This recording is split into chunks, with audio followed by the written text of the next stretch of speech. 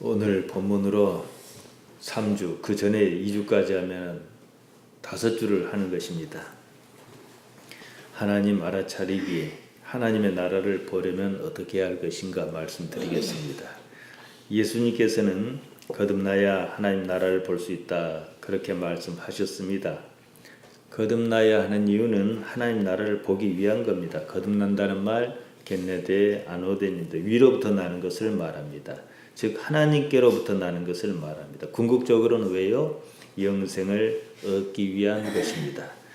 요한복음 3장 14, 15절에 보면요, 모세가 광야에서 뱀을 든 것 같이 인자도 들려야 하리니 이는 저를 믿는 자마다 영생을 얻게 하려 하심이라, 이렇게 말씀하셨습니다. 지난 시간에 불뱀 사건을 말씀드렸습니다. 그처럼 당신께서 십자가에 달리셔야 한다, 그겁니다. 사람으로 하여금 거듭나 하나님 나라를 보게 하려는 것 때문입니다. 거듭나 하나님 나라를 보는 사람이 영생을 얻을 것입니다. 하나님 나라를 본다 그러셨습니다. 성경은 천국을 말합니다. 우리말로 하늘나라입니다. 대개는 성경이 말하는 천국의 삶을 극락왕생쯤 생각합니다. 천국을 비슷하게는 맞습니다만은 제대로 이해한 것은 아닙니다. 성경이 말하는 천국은 결국은 하나님의 나라입니다. 마태복음 4장 17절은 이렇게 시작합니다. 이때부터 예수께서 비로소 전파하여 가라사대, 예수님께서 사역을 막 시작하실 때 첫 번째 하신 말씀입니다. 무엇을 전파하셨습니까? 회개하라, 천국이 가까웠느니라. 천국이 가까이 다가왔으니까 천국 맞이할 준비해라, 회개해라, 그 말씀입니다. 그보다 앞서서 기록된 마가복음 1장 15절은 동일한 본문을 이렇게 얘기합니다. 가라사대 때가 찼고 하나님의 나라가 가까웠으니 회개하고 복음을 믿으라 그랬습니다. 하나님의 나라가 가까웠다. 천국이란 말은 마태복음에 주로 나옵니다. 그것도 번역에 따른 것입니다. 하늘나라를 그렇게 번역한 거예요. 하나님 나라, 그러니까 원문을 보면 막 섞어 썼습니다. 그런데 하나님의 나라가 맞습니다. 바실레이안 투 데이인데요, 나라라는 말 바실레이아입니다. 한국이나 미국 그런 것 말하는 것이 아닙니다. 이 세상 혹은 저 세상, 그런 세상을 말하는 것이 아닙니다. 하나님께서 왕으로서 계신다, 이겁니다. 천국은, 하나님의 나라는 하나님께서 섭리하고 계신다는 그 사실을 말합니다. 죽어서 가는 천국이 아니라 이거지요. 이 세상에서 천국, 아니 하나님 나라를 보는 겁니다. 몸이 죽고 사는 것과는 상관없어요. 몸이 죽으면 장점이 있어요. 몸으로 인한 고통이 없다는 거지요. 이빨이 아프다든지 누구 때문에 속상하다든지 그런 일이 없습니다. 육체가 느끼는 고통뿐만 아니라 마음이 느끼는 감정의 고통 또한 몸의 일입니다. 자, 이쯤에서 우리가 인생을 한번 생각해 봅시다. 인생이 왜 있는가? 어째서 이렇게 불편하고 부당한 인생이 있는가 생각해 봅시다. 하나님을 알게 하려는 겁니다. 하나님 나라를 보게 하려는 것입니다. 죽는다는 것은요, 축복할 일입니다. 무슨 뚱딴지 같은 소리냐 하시겠지만 사실이에요. 깊이 한번 생각해 봅시다. 어디 아픈 데가 없어요. 사는데 모자란 것도 없습니다. 돈이 없는 것도 아니에요. 어디 속 썩이는 자녀도 없습니다. 무탈합니다. 이런 상태로 영원히 산다고 생각해 보세요.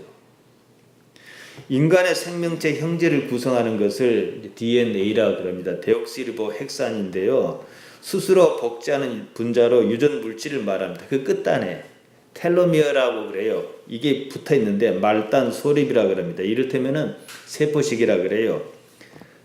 사람이 노화와 죽는 것은 텔로미어라고 하는 DNA 끝에 붙어 있는 말단 소립이 차츰차츰 줄어들어요. 이게 다 다르면 죽어요.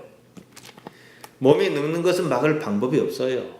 아무리 보톡스를 맞아도 소용없어요. 인삼, 홍삼, 산삼 몇 끼니마다 다려 먹어도요, 텔로미어가 줄어드는 것 자체를 막을 수는 없어요.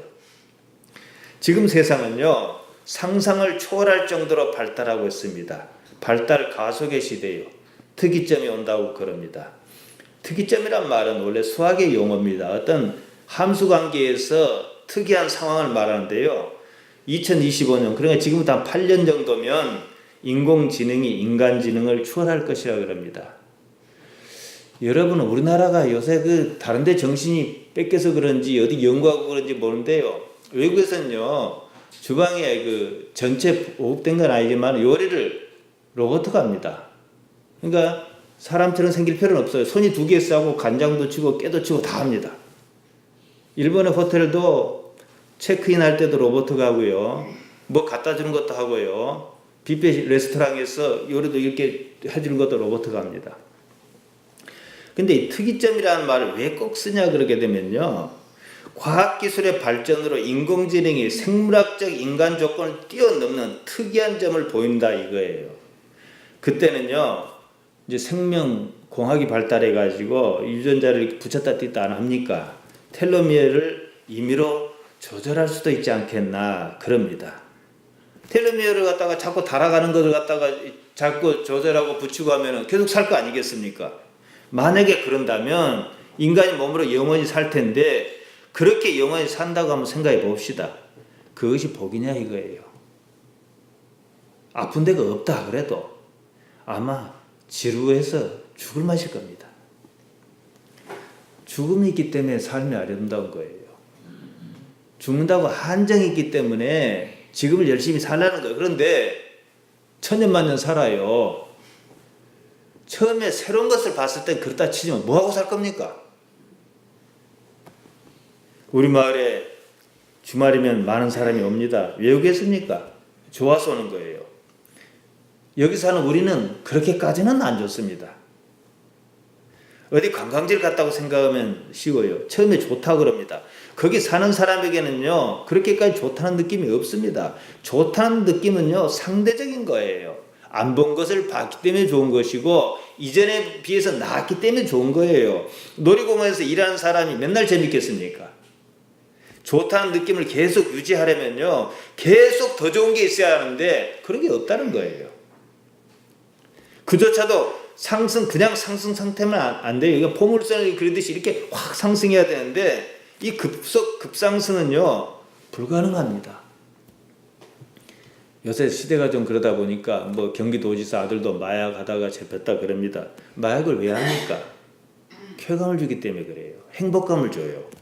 사실은 마약에게 쾌감을 주는 게 아니에요. 마약을 하면은 우리 몸에 있는 우리가 기분이 좋다고 느낄 때 그 쾌감 물질을 단번에 많이 짜내는 거예요. 여기에 문제가 있어요. 이게 짠다고 계속 나온 게 아니라는 거예요. 쾌감을 아까 말씀드린 것에 비하면 행복감이라는 것은요 이전보다 더 많이 나와야 쾌감을 느껴요. 원래 행복한 사람한테 더 행복, 이 말이 안 맞아요. 더 행복이라는 게 더 행복해야 하는 거예요. 결국은 몸만 망가지고 처음 느꼈던 쾌감은 없습니다. 환상이에요. 그때부터는요. 어쩔 수 없어요. 몸의 기능이 그렇습니다. 몸의 인생이 마찬가지예요. 미래 어느 시대에는 몸의 영생이 가능하다 해도 그 영생을 선택할 사람이 그리 많을까? 의구심이 듭니다. 그냥 고통이에요. 안 아파도 고통이에요. 저주도 그런 저주가 없습니다. 그것이 과연 사는 것인가 생각할 점이 있습니다. 지겹도록 지루하다 못해 목숨을 끊어달라는 사람이 있을지도 모르겠어요. 대개는 이동욱에서 착각합니다. 내일은 오늘보다 더 나을 것이라는 있을지 없을지 모르지만 그런 기대감 때문에 그런 거예요. 더 산다는 것이 무엇입니까? 무엇이 더 나아야 합니까? 도로 젊음을 되찾는다 그럽시다. 참 골치 아픈 일입니다. 이런 세상을 또 살아야 한다니 말이죠. 결국요 몸의 삶은요 하나님을 아는 문제입니다. 가닥을 제대로 잡으셔야 해요. 하나님을 아는 사람은요 죽음이 그냥 죽고 마는 것이 아니라는 거예요. 그런 영원한 삶이 무엇인지 압니다. 죽음은 오히려 온전한 자기 정체를 깨어나게 하는 것인 줄 압니다. 삶은 바로 이러한 이치를 일깨우려고 있는 거예요. 우리 삶이 녹록하지 않습니다. 때로 지난했던 이유는 그 때문입니다. 그것이 아니라면은 사람이 자기 삶을 버리려 하지 않을 것입니다. 죽음이란 삶에서 얻은 그 가치를 하나님이라는 가치를 완성하는 마지막 단계입니다. 그 때문에 노년의 삶은 오히려 복이 있습니다. 그 힘든 세월, 어차피 살아야 할 세월 살아버렸어요. 다 내려놓을 수 있습니다. 오로지 육신이 좀 쇠하니까 하나님만 생각할 수 있어요. 복입니다, 여러분. 이걸 기억하셔야 해요. 십자가는요, 그러한 삶에 대해서 선제적인 대응이라 할 수 있습니다. 삶은 그 자체만으로는 의미가 없습니다. 기대할 만한 것도 미련을 가질 만한 것도 없습니다. 자신의 삶에 살아계시는 하나님을 어떻게 알아차릴 것이냐, 바로 그 문제입니다. 그것이 성경이 말하는 천국, 제대로 말씀드리자면 하나님의 나라, 바실레이안투 데우입니다. 예수님께서는 그 나라 때문에 이 땅에 오셨습니다. 요한복음 19장 30절에 보면요, 예수께서 신 포도주를 받으신 후 가라사대 다 이루었다 하시고 머리를 숙이시고 영원히 돌아가시니라. 십자가에서 7마디 말씀하셨는데 제일 마지막 말씀이에요. 하나님의 나라를 이루었다 이거예요. 우리는 그것을 받아들이기만 하면 됩니다. 사람이 삶에서 이것을 이해하지 못하고 산다면요, 그 자체가 지옥입니다. 예수님께서 십자가를 지신 것은 하나님의 나라, 하나님의 통치를 선포하기 위하신 것이었습니다. 하나님의 통치가 뭡니까? 하나님의 나라 같은 말이지요. 이제 우리가 이것을 받아들일 수 있느냐, 이 문제입니다. 이러려고 인생이 있는 것이지요. 하나님의 나라를 본다는 말은 자신의 삶 세계에서 하나님께서 어떻게 살아계셔서 섭리하고 계시는지 그것을 실감한다, 그것을 말합니다. 본다는 말은 눈으로 보는 것만 의미하지 않습니다. 감각적 활동을 말합니다. 맛을 본다 하면은 맛을 어떻게 눈으로 봅니까? 혀로 느끼는 거지요. 그렇지만 우리 맛을 본다고 그러지 않습니까? 느끼는 겁니다. 장 보러 간다 그러면 장에 눈으로 구경하러만 갑니까? 물건을 사기도 하고 장에서 벌어지는 행위에 능동적으로 참여한다, 이 뜻 아니겠습니까? 본문에서도 마찬가지예요. 하나님 나라를 본다. 어원 이대인인데요. 원어로 이대인인데 에이도입니다. 원어가.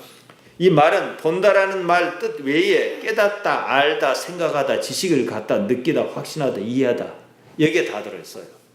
하나님 나라를 어떻게 알아차릴 것인가, 이거지요.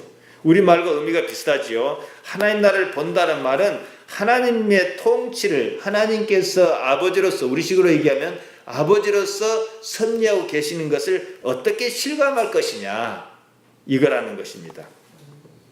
하나님께서 살아계시는 것을 어떻게 인식할 것이냐, 이 문제입니다. 이게 삶에서 있는 일이에요. 그렇기 때문에 때로는 어떤 얘기에는 고통이 있기도 하고, 때로는 어떤 얘기에는 약간의 우리가 능력이랄 수 있는 일이 있기도 하고, 그런 거예요. 우리 기독신앙의 가장 큰 상징은요, 십자가입니다. 그러니까 감당도 십자가 걸어놓고 예배당 바깥에도 십자가를 해놨어요. 예수님의 십자가가 무슨 의미겠는가? 다시 한번 생각해 봅시다. 예수님께서 십자가를 지셨습니다. 그 전에는 십자가에 대해서 기도하셨습니다. 지지 않고 싶으셨습니다. 때문에 이렇게 기도하셨습니다. 마태복음 14장 36절 보면 아버지여, 아버지께는 모든 것이 가능하오니 이 잔을 내게서 옮기시옵소서. 그러나 나의 원대로 마옵시고 아버지의 원대로 하옵소서.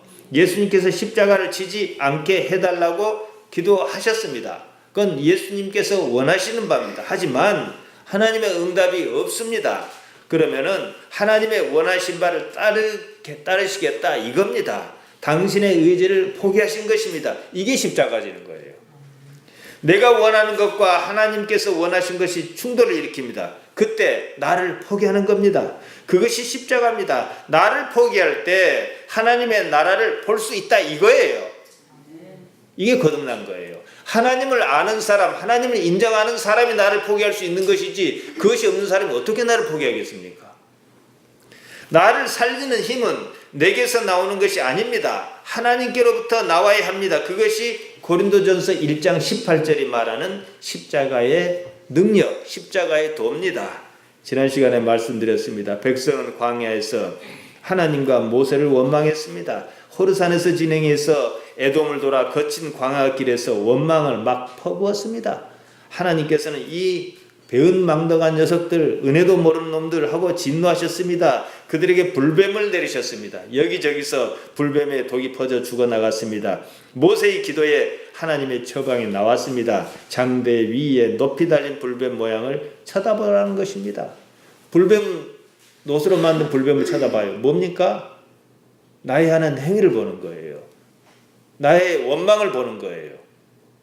백성은 자기 원망을 쳐다봐야 했습니다. 그러면 살았어요. 그러면 인정한다는 얘기니까요. 예수님께서는 광야의 노뱀처럼 십자가에 달리셨습니다. 십자가에 달리신 예수님을 쳐다보는 사람마다 살 것입니다. 이것의 현실적인 표현이 중요합니다. 예수님께서는 당신의 의지를 포기하지 않으셨더라면 십자가에 달리시지 않았습니다. 따라서 그 십자가는 예수님만의 것이 아니라는 거예요. 예수님의 십자가를 바라보는 순간 나는 나 또한 나를 포기하겠다 이 뜻이에요. 그러면 살리라예요. 이게 영생입니다. 그게 하나님 나라를 보는 방법이라 이거지요. 나는 십자가에 죽었습니다. 나를 살리시는 이로 말미암아 살 것입니다. 안 되는 일에 분노할 것 없어요. 그게 십자가입니다. 간단해요. 그렇지만 우리는 내가 안 돼서 좀 분노할 만한 일인데도 불구하고 하나님께서 여기서 무슨 뜻을 갖고 계실 것이라고 인정하는 순간 그 다음 단계를 어떤 형태로든지 간에 기약할 수 있다 이거지요. 이게 십자가입니다. 억지로 이루는 게 십자가 아니에요. 우리는 여기서 한 가지 사실을 발견합니다. 그래도 산다는 거예요. 하나님의 나라가 그 말입니다. 하나님에 의해서 사는 삶을 말합니다. 그러니까 이제는 내가 사는 것은 어떻게 살아요? 나를 위해서 자기 몸을 버리신 예수님 그리스도를 믿는 믿음 안에서 한다 이거죠. 이게 갈라디아서 2장 20절 아닙니까? 따라서 하나님의 나라를 보려면은 나를 포기해야 해요. 내가 무엇을 이루고자 하지 않는 거예요. 인생은 내가 사는 것이 아니라는 사실을 깨달아야 합니다. 그러므로 우리는 우리 삶에서 하나님을 발견코자 함입니다. 우리가 성령을 받았다는 말을 쓰지 않습니까? 성령 받았다는 말이 도대체 무슨 뜻입니까? 하나님의 역사, 그 통치, 바실레이아를 역동적으로 경험한다 그거예요. 성령 받은 사람은요, 자기가 없는 사람이에요. 자기가 없어야 하나님께서 하나님의 영으로 드러나실 테니까 말이지요. 사도행전에서 제자들이 현실적으로 느끼고 있는 것이 무엇이었습니까?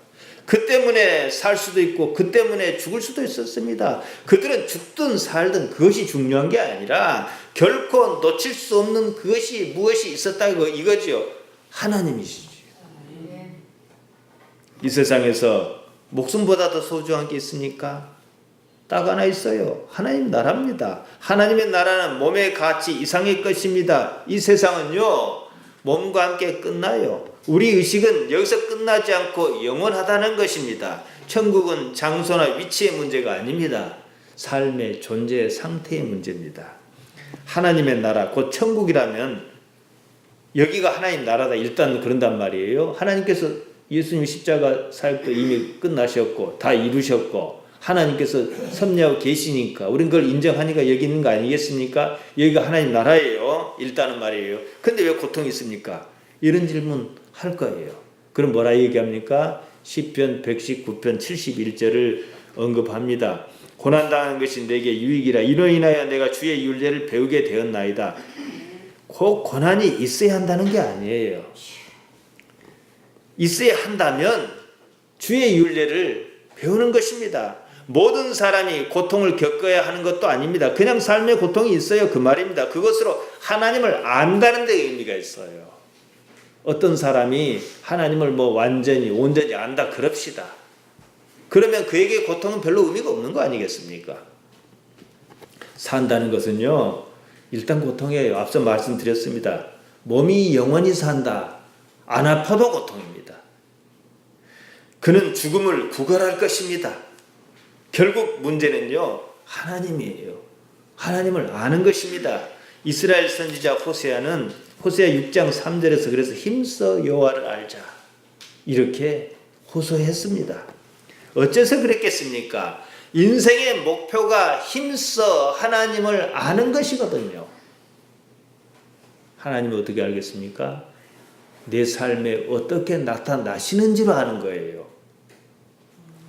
예수님을 쉽게 믿는 사람이 있는가 하면은 어렵게 믿는 사람도 있습니다. 누군가가 고난이 많은 것은 죄가 많기 때문이라고 말할 수 없습니다. 어떤 사람에게는 고통이 크게 나타나고 또 어떤 사람은 작게 나타납니다. 똑같은 음식을 먹어도 어떤 사람은 어떤 암에 걸리고 어떤 사람은 암에 안 걸리기도 합니다. 고난이 아예 없을 수도 있어요. 같은 고통이라도 상황에 따라 느끼는 강도가 다릅니다. 대법원에서 이런 판례가 있어요. 어떤 부인이 남편을 살해했습니다. 그것만 갖고는 살인죄 아닙니까? 근데 그런 일이 있기까지 부인이 겪었던 고통을 감안해서 대법원은 형 집행을 유예했습니다.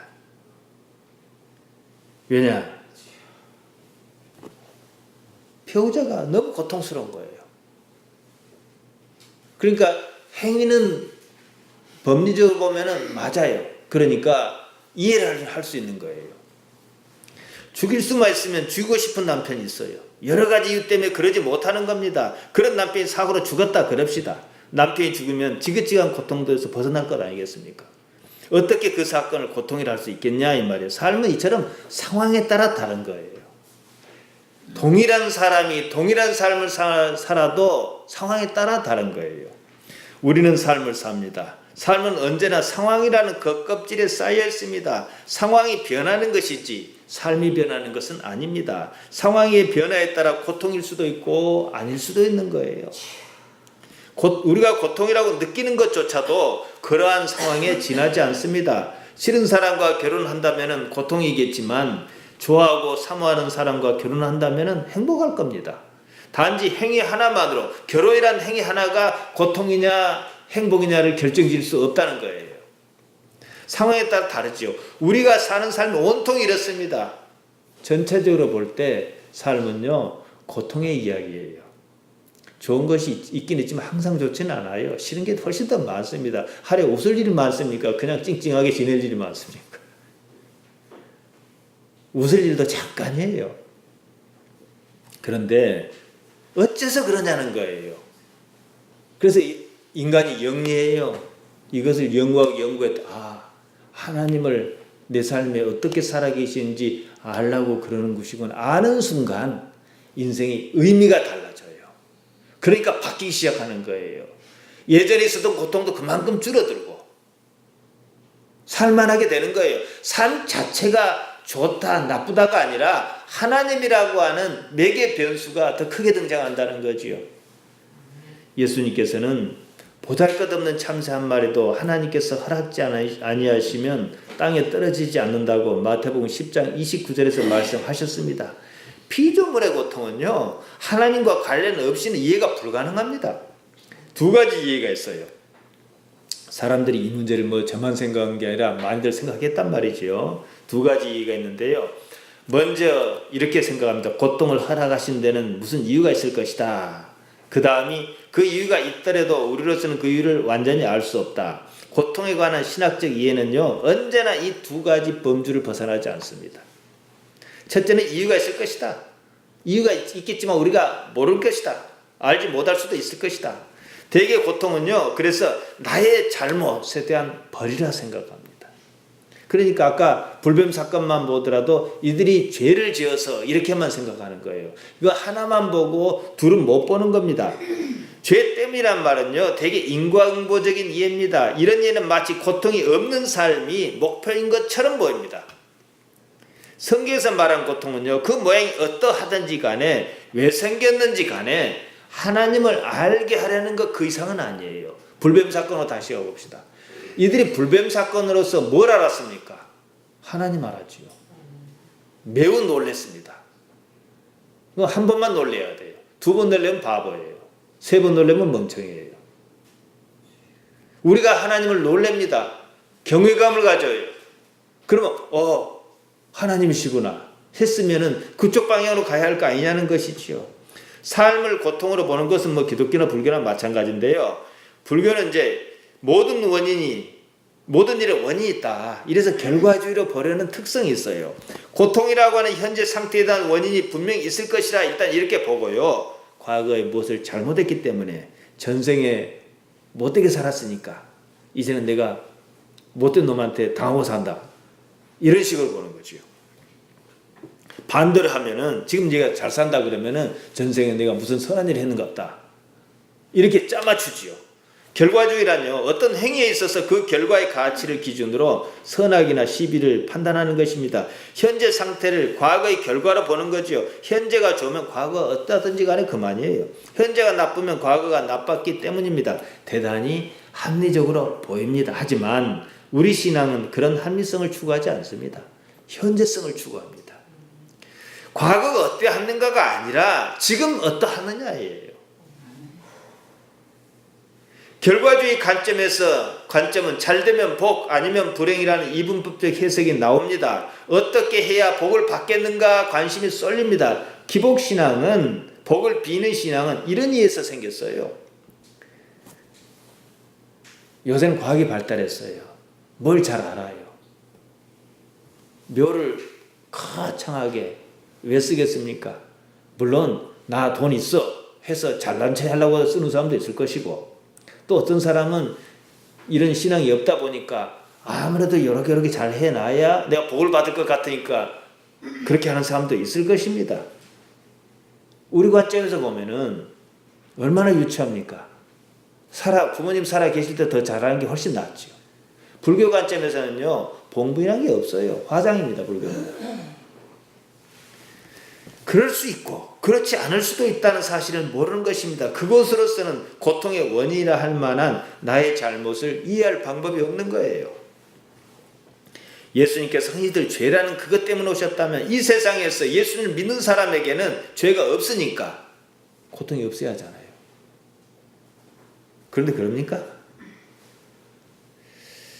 제가 어디서 보니까요, 젊은이들이 왜 교회를 안 가는가 하는 것 중에 여러 가지 이유가 있어요. 이유를 댈 만한 여러 가지 이유를 대는데, 하나 이런 얘기를 하더라고. 교회를 가도 나는 예수를 믿는다고 열심히 부리는데 교회 안 나온 친구들이 훨씬 더 잘 살더라. 그것 때문에 교회를 못 나왔다 그러면 더 이해를 더 넓히지 못한 것인데 교회가 거기서 답을 왜 못 줬는가? 이런 책임은 있겠지요. 좀 더 살아봐야 하는 부분도 있겠지만 말이에요. 믿지 못해서 그런 것 없어요. 믿음이란 건요, 한번 믿으면 그냥 거기서 끝난 거예요. 믿냐 믿지 않느냐이지 몇 퍼센트 믿느냐 이런 건 없어요. 그러니까 예수를 믿었다 그러면은 나한테 고통이 없어야 하는 거예요. 그런데도 아주 많은 신앙이 더 믿지 못해서 아직 불행에서 못 나오고 있다고 생각해요. 그는 언제나 더 나은 세상을 바라야 하는 그런 고통에 빠져 있는 거예요. 고통에서 벗어나고자 하는 자체가 여러분 고통이에요. 가지지 못한 것은 고통이에요. 더 가질 것이 없는 것 또한 더 큰 고통입니다. 고통에 대해서 여러 신학자가 다뤘습니다. 아우구스티누스 전통을 따른 사람들은 자유의지다 이렇게 봤어요. 루이스 같은 사람은 일종의 치유의 과정으로 봤습니다. 영혼의 정화라 보는 사람도 있습니다. 하지만 이런 변증적인 이해는 고통에 대해서 어느 부분만 설명할 뿐 완전한 답을 주지 못합니다. 모세가 태어났을 때 히브리 백성의 번성을 우려한 바로가 산파 부하와 시브라에게 사나이가 태어나든 다 죽이라 그랬어요. 출애굽기 1장 15절 이하에 나옵니다. 또 예수님의 탄생을 막기 위해서 헤롯은 베들레헴과 그 지경에 있는 2살 아래 사내는 모두 죽이라 그랬습니다. 마태복음 2장 16절에 나옵니다. 수백만의 유대인이 히들레에게 죽었습니다. 요즘처럼 자연재해로 많은 사람이 고통을 당한 경우가 있습니다. 그들은 누구의 잘못으로 고통을 겪는 것이 아닙니다. 어른은 그렇다 치더라도 어린아이가 당하는 고통은 어떻게 설명할 수가 있겠는가? 이 문제입니다. 그럼에도 여전히 고통은 나의 잘못의 결과를 한다면 그런 고통이 없는 사람은 잘못이 없는 것입니까? 지금 잘 사는 사람들은 그러면 아주 잘못이 없어서 잘 사는 것이냐 이 말이지요. 고통이 인생의 목적은 아닙니다. 하나님을 아는 것이 인생의 목적입니다. 그러니까 우리가 일단 인생이 고통이라 그러면요, 고통의 원인을 따지는 것은 좀 미뤄두고 하나님을 바라봐야 한다는 거예요. 욥기가 사실 이것 말하는 거거든요. 우리는 원인을 얘기하지 않습니다. 하나님을 알면요, 아까 시편 119편 71절 말씀드렸듯이 하나님을 알게 하기 위해서 고통을 주었다 이렇게 말하기는 어려워요. 그러나 고통 중에서 오히려 하나님께 도움을 구했는데 고통을 없이 하고자 하는 도움을 구했는데 고통이 줄어들거든요. 그럼 이것이 비법이다 이렇게 이해하기 전에 내가 하나님을 알았다는 사실에 비중을 두어야 한다 이거예요. 결과는 같아 보일 수 있어요. 그러나 다릅니다. 하나님을 알면 고통은 자연스럽게 줄어듭니다. 세상이 달리 보입니다. 사는 방식 또한 다릅니다. 다만 이 사실을 깨닫기 전까지는 삶이 여전히 고통스럽다는 것입니다. 고통의 결과를 확신하지 못하기 때문이에요. 우리가 이것저것 다 그냥 떠나서 예수님은 복받는다는 말에 사실 포함이 돼 있어요. 우리는 되게 그러니까 예수님 믿는다는 게 뭡니까? 예수님께서 세상을 인자로서 사실 때에 어떤 가치 기준을 가지고 사셨는데 그것을 우리가 따르겠다는 거예요. 그게 뭡니까? 십자가가 뭡니까? 하나님은 옳고 나는 옳지 않을 수 있다예요. 그렇기 때문에 나는 옳다라고 생각했던 것조차도 하나님 앞에서는 하나님이 아니라는 것에 대해서는 내 것을 버리는 능력이 십자가다 이거예요. 나를 주장하지 않지요. 그냥 하는 거예요. 이해를 못할 때는 하나님 제가 이해가 안 갑니다 할 수 있어요. 왜 이러지? 이럴 수 있어요. 그렇지만 이 일에는 나는 그렇게 노력했어요. 그렇게 노력했는데도 불구하고 꼭 남하고 비교하자면은 나보다 훨씬 노력 안 하는 사람이 더 잘 사는 거예요. 저는 이해할 수 없어요 그것을. 그렇지만 이해를 한다는 게 아니에요. 할 수 없습니다. 당연히 못해요. 그렇지만 하나님이 이 일에 어떻게 나타나시려 하지 않은 여지를 남겨두는 거예요. 우리는 대개 고통이라는 상황을 문제로 보기 때문에 고통을 피하는 데 인생을 거의 다 소모합니다. 그러면서도 문제 해결을 못합니다. 고통을 어떻게 이해하느냐가 문제의 관건인데요. 이 점에서 기독교와 불교는요 다른 길을 걷습니다. 불교는 앞서 말씀드린 대로 인과응보처럼 해결책으로 연기론이라고 내놓습니다. 여러분은 어떤 해결책을 갖고 계십니까? 교회 다니면서도 원인과 결과라는 불교가 제시하는 방법을 거기에 익숙하지는 않은지 생각해 볼 점이 있습니다.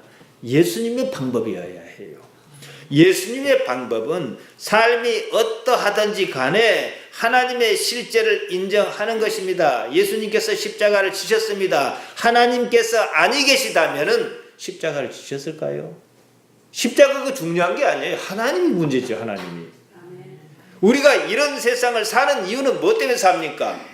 하나님 때문에 사는 거예요. 그거죠. 물론 내 생각대로 일이 좀 안 되면은 좀 불쾌할 수는 있어요. 불편할 수 있어요. 그렇지만은 여기서 끝난 거 아니거든요. 하나님께서 여기 어떤 의미를 갖고 계실 것이다. 이것이 나의 삶의 동력이어야 한다는 거예요. 그래서 길게 보니까 삶이 변하더라는 거죠. 나는 보너스가 아니라 원래 이게 더 중요한 건데 하나님을 아버지로 점점 더 신뢰하게 되더라는 거예요. 그래서 요한복음 16장 11절에 보면은 세상 임금이 심판을 받았다 했습니다. 무슨 말이겠습니까? 세상 임금은요 예수님이 필요하지 않은 사람들이에요. 그래서 심판을 받은 거예요. 세리장이 삭개오는 돈은 비록 있지만은 다른 무엇이 부족했어요. 그런데 예수님께서 알아보신 바람에 황송했어요. 예수님이 필요한 사람입니다. 막달라 마리아는 사회적으로 비난을 받는 여자지만 예수님이 필요한 사람이었어요. 12해 동안 혈루병을 앓던 여자는 예수님만이 고쳐주실 것이라고 생각했어요. 예수님이 필요한 사람이에요. 그러니까 예수님이 필요하냐 안 하냐 이 말이에요. 이게 예수님을 믿느냐 안 믿느냐 이거예요. 예수님 없으면요 하루도 못 사는 여러분 되셔야 돼요. 이게 믿는 거예요. 그러면 예수님 따라 해야죠. 예수님의 방법이어야 합니다. 예수님의 방법은 현실의 삶이 어떠하든지 하나님의 실제를 인정하는 것입니다. 그것을 위해서는 자기 부정과 자기 십자가를 지는 일이 반드시 필요합니다. 예수님을 따르려면 반드시 먼저 자기를 부인하고 자기 십자가를 져야 합니다. 마가복음 8장 34절입니다. 무리와 제자를 불러 이르시되 아무든지 나를 따라오려거든 안 따라오려거든 상관없어요. 따르려거든 자기를 부인하고 자기 십자가를 지고 나를 좇을 것이니라. 이리 말씀하셨습니다. 자기 부정은 관념의 자기, 지나온 세월로 형성된 자기, 경험의 자기, 만들어진 자기를 인정하지 않는 것입니다. 이것은 이제 나이가 들면 고집으로 바뀔 수도 있어요. 체면으로 쌓여가 바뀔 수 있습니다. 자기 십자가는 말 그대로 고통이에요. 삶입니다. 십자가가 좋을 리 없어요. 그조차도 하나님께서 허락하시지 않으시면 있을 수 없다는 사실 인정이 우선이라는 거예요. 내가 깨지지 않고는요 결코 예수님 믿는 것 아닙니다. 자기교를 믿는 거예요. 자기를 믿는 거예요. 사실 하나님 빼놓고 십자가 말할 수 없습니다. 그것이 현실입니다. 그러므로 십자가는 받아들일 것밖에 없습니다. 그때 십자가는 단지 고통을 의미하지 않습니다. 선물입니다. 자, 우리가 예수님의 사역을 잘 알지 않습니까? 한번 생각해 봅시다. 재판의 과정도 있고 십자가를 지면은 극심한 고통이 막 서너 시간에 걸쳐 있었을 것입니다. 이제 의식이 몽롱하고 숨이 막 넘어가려고 그럽니다. 고통이란 거 제가 전에 말씀드렸지만 한계치를 임계치라 그러죠. 임계치를 넘어서면 고통은 이제 사라집니다. 고통을 지금 엄청 겪었어요. 그런데 다 했을 때 뭐가 있을까요? 얼마나 후련하시겠습니까? 목적을 이뤘지 않습니까? 그러면 그 순간에 예수님께 남은 건 뭐예요? 하나님 한 분밖에 없는 겁니다, 여러분. 인생을 살아서 내 가진 것은 하나님 아버지 한 분밖에 없다. 이것이 복이에요. 예수님께서 역사 속에 등장하신 사건은 모든 부정과 고통의 끝을 보여줍니다. 우리가 예수님의 삶을 받아들인다는 것은 하나님의 통치, 하나님의 나라를 받아들이는 것을 말합니다. 아주 많은 신앙인은 이것을 받아들이지 않습니다. 그는 신앙인 아닙니다. 예수님 믿는 것 아닙니다. 신앙은 이해의 문제가 아니라 신뢰의 문제입니다. 우리가 예수님을 믿는다면은 하나님께서 주신 자신의 삶을 받아들여야 합니다. 그 삶은 하나님께 주셨습니다. 하나님께 주신 모든 것은 내 마음에 들든지 들지 않든지 거룩한 것입니다. 우리는 삶을 살면서 습관적으로 거의 본능적으로 삶을 거부하는 데 익숙합니다. 극복이란 말로 둘러댑니다. 그런 삶을 거부하는 것이 마치 좋은 믿음인 양 합니다. 운명으로 받아들이라는 것 아닙니다. 운명은요, 삶에 대해서 체념하는 것입니다. 그러나 우리는 믿음은요, 하나님으로 인해서 나아가는 거예요. 그 운명에는 하늘로부터는 소망이 없습니다. 삶에 고통이 있습니다. 삶이 없으면 고통도 없어요. 삶이 형편을 바라보지 말고 삶 그 자체를 받아들이면서 더 높은 곳을 바라봐야 합니다. 이 삶이 나를 어디로 인도해 가는가? 이거지요. 고통을 극복하는 것은 삶의 목표는 아닙니다. 삶은 고통의 끝을 보자고 있는 것이 아닙니다. 하나님을 아는 것입니다. 삶보다 더 높은 가치가 무엇인지 아는 것입니다. 우리가 이를테면요, 외로움을 겪고 있다 그럽시다. 또는 지독한 절망을 겪고 있다 그럽시다. 외롭기 때문에 위로가 되는 어떤 상황이 필요할 것입니다. 절망 때문에 이런 상태에서 벗어나야 한다고 생각합니다. 그런 생각을 품기 전에 가만히 한번 들여다봅시다. 중요한 것은 들여다보는 자체가 내 자신인 것을 아는 것입니다. 그러면요, 외롭기 때문에 다른 사람이 필요한 것이 아니라 그냥 호기심이든 좋아서든 다른 사람과 얘기를 나누고 싶은 거예요. 절망이라고 생각했던 그 상황은요, 허상이라는 것을 알아차리게 됩니다. 고통이라고 여기는 그 상황을 그냥 바라만 볼 수는 없는지 한 번씩 여유를 가질 필요가 있습니다. 해석이나 견해 없이 그냥 바라보는 겁니다. 이것은 어떤 노력보다도 쉽습니다. 연구원이 실험실에서 하는 것처럼 관찰하는 것입니다. 그런 순간 고통이 점점 줄어듭니다. 어느 경지에 이르면 고통은 사라지고 없습니다. 보통은요, 사람은 고통을 싫어한다, 없이 한다 하면서 고통을 더 불러일으켜요. 거기서 우리는 무슨 섭리가 있다는 사실을 발견합니다. 그리고는 하나님께서 살아계신다는 사실, 하나님께서 통치하고 계신다는 사실을 알아차리게 됩니다. 또 나아가 이러한 일 저러한 일을 겪을 것입니다. 목사로서 가장 행복한 일이 뭔지 아십니까? 우리 교인이 그제보다 어제가 낫고 어제보다 오늘이 낫는 모습을 보는 거예요. 왜냐? 예수님 안에서 이루어지고 맨날 설교가 그거잖아요. 그렇게 변해 가는 거예요. 그리고 자녀들이 뭔 사업을 했다 잘 됐다 그러면 항상 내일처럼 기쁘고, 또 어려움이 있다면 이것 때문에 실망하지 말아야 할 텐데 하고 기도하고, 그리고 또 이겨나가고, 이거 아니겠습니까?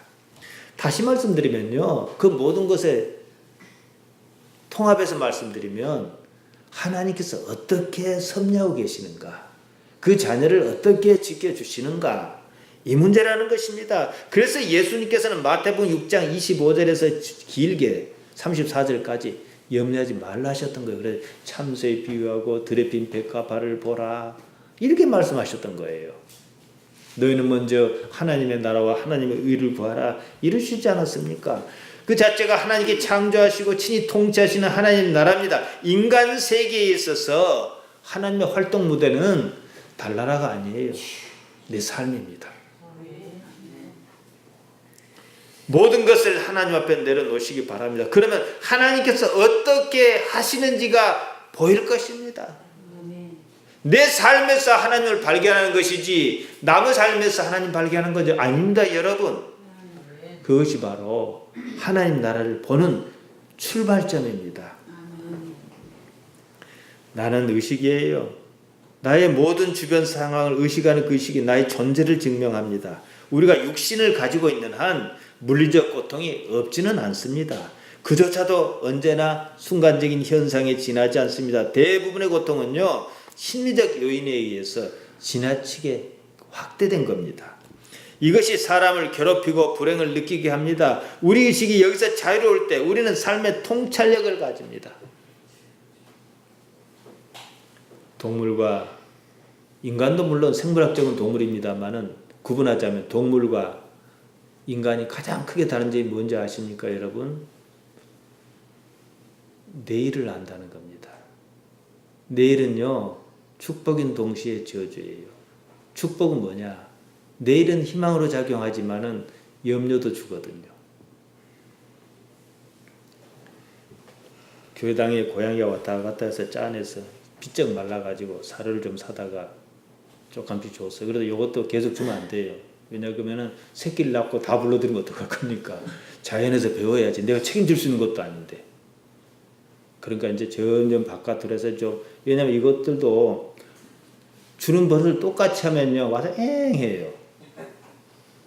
익숙해요. 그러면 안 돼요. 그러니까 자꾸 자연에서 자기들이 하도록 해야 돼요. 이제 애미가 4마리를 데리고 살았는데, 애미도 이것을 이제 영역을 새끼들한테 물려주고 어디로 가불고, 2마리는 죽은 것 같고, 차에 친 놈도 1마리 있고, 뭐 죽은 것 같고, 2마리가 이제 남았는데, 이렇게 해요. 그냥 생각해 보세요. 우리 생각에는 사료를 좀 주면은 맨날 매달씩은 져주겠다가 내일도 해야지. 이거 없어요, 동물은요. 멍청해서 그런 거 아니에요. 하나님께서 인간에게는 내일을 인식하는 능력을 주신 거예요. 이것은 우리에게 인간이 인간 되게 하는 동시에 염려도 해야 돼요. 근데 이 염려를 무엇으로 삭제할 것이냐? 십자가라는 거죠. 여러분 이걸 이해하셔야 돼요. 염려하지 마세요. 살았으면 산 거예요. 그리고 우리가 구할 것은 지금 내 삶에 불편하고 부당한 이 삶에서 하나님을 어떻게 알아차릴 것이냐, 이겁니다. 그러면 능력이 생겨요. 저는 개인적으로 목사라는 직책을 수행하는 것에 대해서 대단히 감사하게 느낍니다. 겉으로든 속으로든 하나님밖에 없잖아요. 하나님 때문에 묻고 사는 것이고. 우리 그래야 하는 거예요. 내 삶에 살아계시는 하나님을 인정하고 삶에서 어떻게 나타나신지를 지켜보고 발견하는 여러분 되시기를 바랍니다. 아멘.